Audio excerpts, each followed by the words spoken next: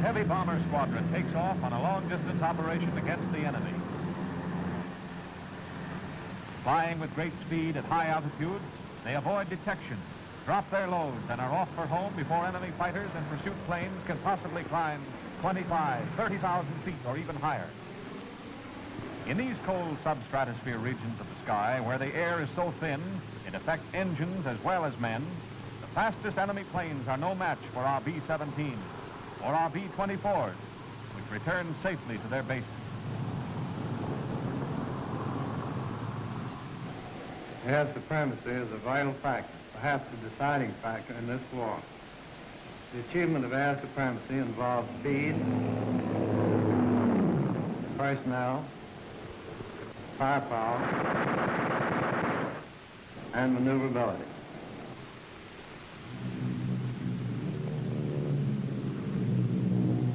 But one of the most important factors is the ability to achieve maximum altitude without the loss of power. The Civil War maxim of getting that fastest with the mostest men can be revised in the terms of military aviation to getting up higher with the mostest fighting power. This master of the skies, the dynamic turbo supercharger, is the reason for our air superiority at high altitudes. For the year 1941, the Collier Trophy, one of the highest honors in aeronautics, was awarded jointly to Dr. Sanford A. Moss and the Army Air Forces for 25 years of collaboration in perfecting the turbo supercharger, which is playing a leading role in sweeping our enemies to defeat. The turbo supercharger makes possible high-altitude flying with full engine power. An airplane engine derives its power from explosions of a mixture of air and gasoline. At altitudes above sea level, the air gets thinner and thinner. Therefore, these explosions get weaker and weaker. At 20,000 feet, an unsupercharged airplane engine gives but one-half its normal power. At 35,000 feet, only a quarter of its power.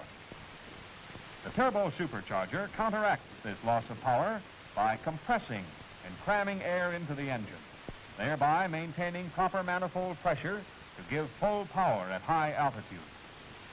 It performs the same service for engines that oxygen equipment performs for pilots, kidding the engine into thinking it is always working at sea level.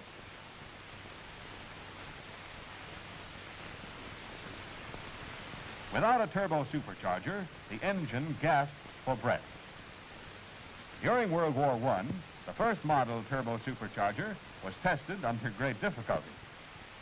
On a truck at the summit of Pikes Peak, 14,100 feet above sea level. The Liberty engine developed 400 horsepower at sea level, but moving up to 14,000 feet, it dropped to 265 horsepower. Then the turbo supercharger not only boosted it up to 400 horsepower, but to 410, or 10 more than normal at sea level. The turbo supercharger has demonstrated its worth in actual combat all over the globe. Our great bombers, the Boeing B-17 Flying Fortress and consolidated B-24 Liberator, together with the Lockheed P-38 Interceptor, the P-43 Lancer, and the deadly Republic P-47 Thunderbolt, are all turbo supercharger equipped, which enables them to fly and fight effectively at great heights above the earth. Our turbo supercharged interceptors and pursuits can get on top and stay on top of anything the enemy has to offer. These tactical advantages are the key to air supremacy and ultimate victory. Turbo superchargers permit our bomber pilots to avoid bad weather, even storms, by climbing over them, making it possible to fly at altitudes and speeds which result in maximum engine efficiency. Obviously, we have a decided edge when we can bomb the enemy with a minimum of danger to our planes and personnel. Flying turbo supercharged planes, our boys have bombed enemy objectives with amazing accuracy from heights where they were invisible and unheard from the ground. There had been no warning sirens, no opportunity to take shelter, only the sudden scream and paralyzing flash of falling out of a clear sky.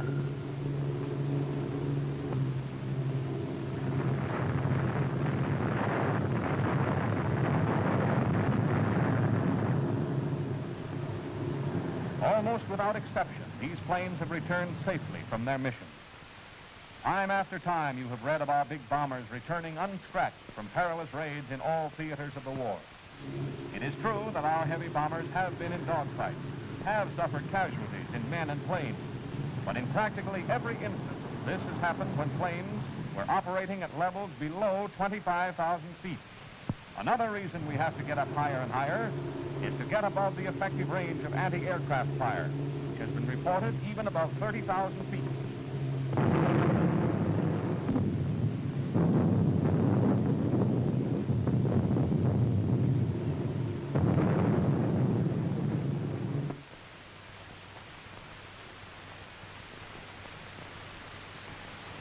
All combat planes are equipped with gear-driven superchargers, which are built into the engines and driven from the engine crankshaft.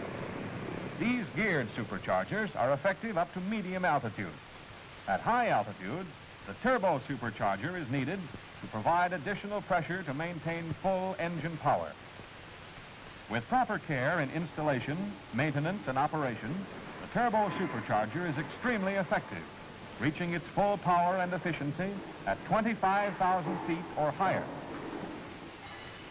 This is the turbo supercharger installation in the B-17. Installations vary according to the different types of ships, such as the B-24, the P-38, the P-43, and the P-47, where it is submerged in the fuselage. A turbo supercharger is driven by the terrific impulse of hot exhaust gases from the engine. It largely uses waste power.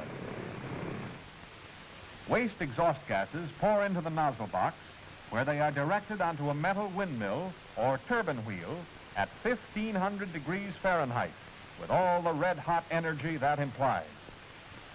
This blazing force spins the turbine wheel at terrific speeds, up to about 20,000 revolutions per minute.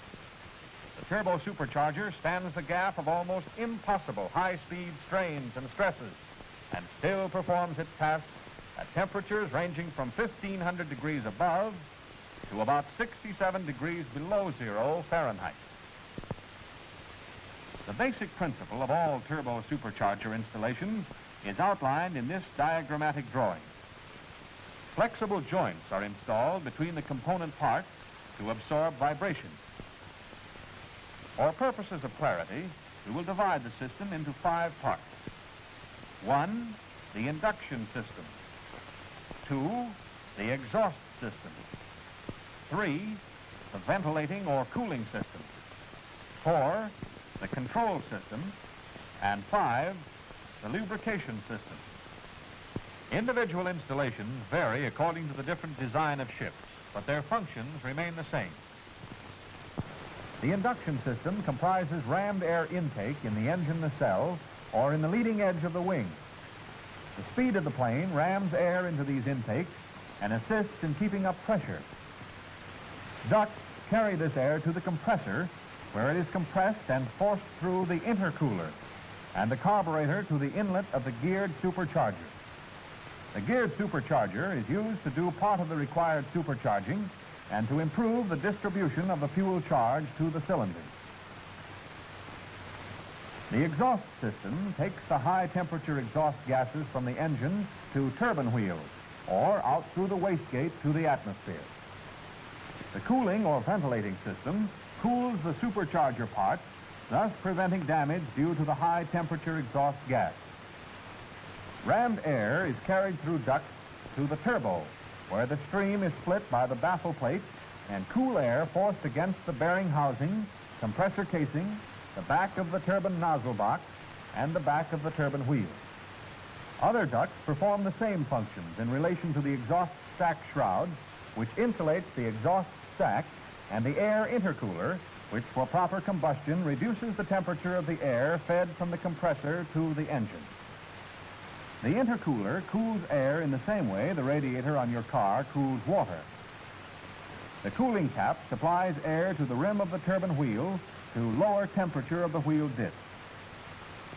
The turbo supercharger is controlled by a hydraulic regulator, which operates the wastegate in response to pressure changes in the exhaust stack. The wastegate control is adjusted by a boost lever in the cockpit. The wastegate controls speed of the supercharger by bypassing the gases around the wheel. With the wastegate open, the turbine will idle. Closing it by degrees enables the turbo supercharger to operate at required speed. Lubrication is accomplished by a gear-driven pump. One element of the pump takes oil from the tank and supplies it under pressure to the moving parts. The second, or scavenging element, returns the oil to the tank. When a ship comes in from a long, grueling flight, or even a routine operation, the pilot knows that the ground crew will assure the success of his next mission by a thorough inspection.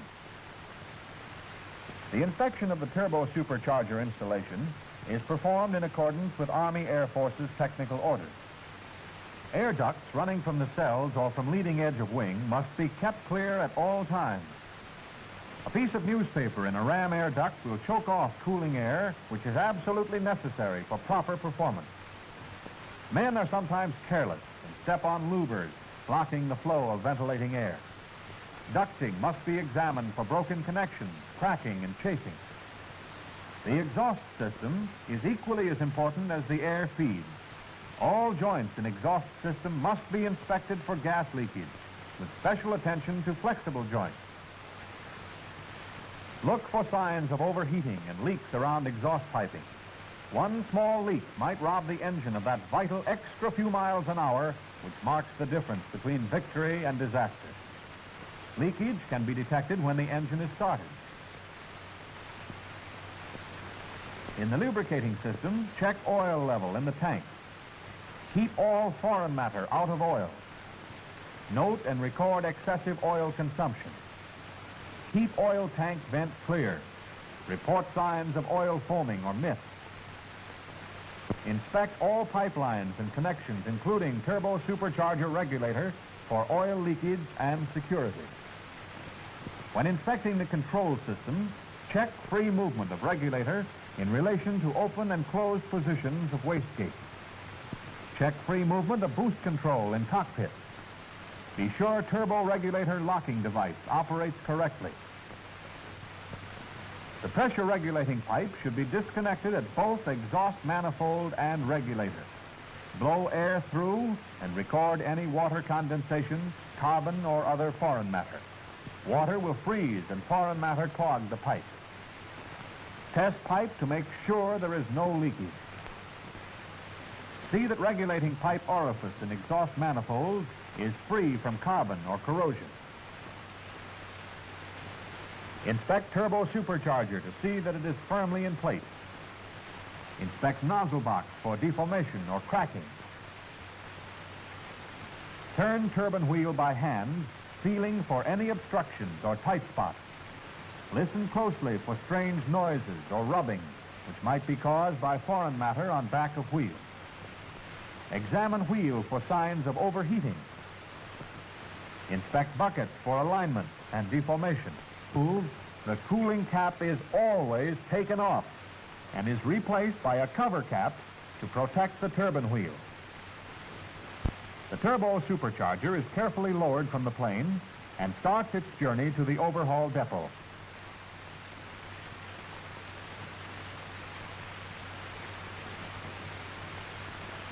At the depot, the supercharger is placed wheel down on a special stand for disassembly. After proper clearances are taken, the rear compressor casing and gasket are removed, revealing the impeller and diffuser. The impeller is on the same shaft as the turbine wheel and discharges air through the diffuser to the compressor casing, which collects the compressed air and feeds it to the engine. After removing the impeller, the front compressor casing and diffuser are taken off as a unit. Note that we are working from rear to front, as the turbine wheel side is always called the front, regardless of position. This disassembly appears very simple. Actually, it is a long and careful process, which we will demonstrate by the more detailed removal of the rear bearing and its housing. Safety wires are cut and the 3 retaining screws taken out. The rear bearing clamp washer is lifted off, and the same 3 retaining screws inserted in the threaded jacking holes in the flange of the rear bearing housing. Each of the 3 screws is turned a little at a time, one after another, thus evenly jacking out the rear bearing and housing. The rear bearing is a ball bearing. Next, the bearing and pump casing is removed. The oil pump is operated by this drive sleeve, which is locked onto the shaft with the Woodruff key. Then the front bearing, which is a roller bearing, is removed. The baffle plate is a radiation shield and also divides and directs rammed cooling air against the bearing and pump casing, front compressor casing, the back of the turbine nozzle box, and the back of the turbine wheel. A series of blades in the nozzle box directs the high-temperature exhaust gases onto the buckets of the turbine wheel. These buckets are separate blades driven into slots in the wheel. During disassembly, 5 clearances are taken. 1, annulus. 2, blade side of impeller to rear compressor casing. 3, plane side of impeller to front compressor casing. 4, pump backlash. 5, between turbine wheel and nozzle box. Here are all the parts of a turbo supercharger. The disassembly you have just seen in a minute or 2 actually takes a skilled mechanic several hours. After disassembly, careful inspection is made of all parts to determine those which are to be repaired or replaced. One of the most precise repair processes is proper balancing of the rotor unit. This balancing is necessitated by even minute differences in the parts as placed on rotor assembly. The rotor unit is placed on the balancing stand where it is dynamically balanced.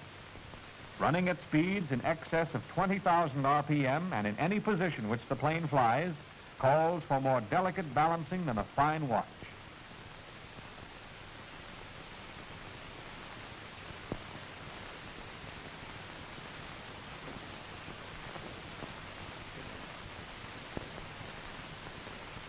A daub of clay is placed on the wheel,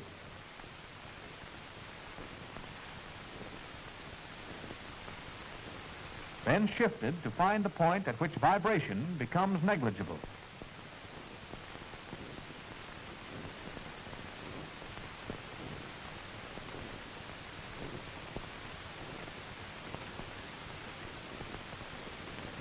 Then, from the diametrically opposite side of the wheel, enough metal is removed to offset the weight of the clay.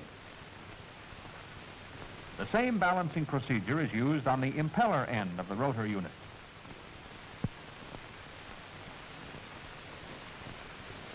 And enough metal is removed to balance the impeller. After balancing of rotor and assembly of supercharger, it is ready to be returned to the flying field.